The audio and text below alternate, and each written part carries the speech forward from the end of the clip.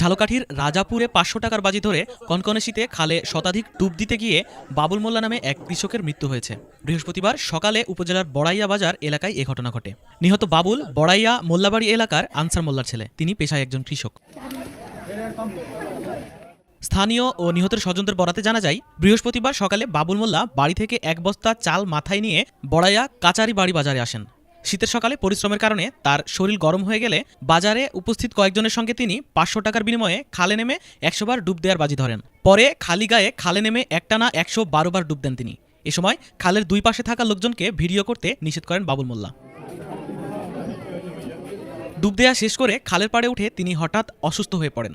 মুহূর্তের মধ্যেই তার অবস্থার অবনতি ঘটে। স্বজনরা তাকে কম্বল পেঁচিয়ে আগুনের তাপ দেওয়া সহ তেল গরম করে মালিশ করার চেষ্টা করেন। এরপর তাকে দ্রুত রাজাপুর উপজেলা স্বাস্থ্য কমপ্লেক্সে নিয়ে গেলে কর্তব্যরত চিকিৎসক তাকে মৃত ঘোষণা করেন। রাজাপুর থানার ভারপ্রাপ্ত কর্মকর্তা নজরুল ইসলাম জানান, খবর পেয়ে পুলিশ ঘটনাস্থল পরিদর্শন করেছে। এ ঘটনায় এখন পর্যন্ত নিহতের পরিবারের পক্ষ থেকে কোনো অভিযোগ পাওয়া যায়নি।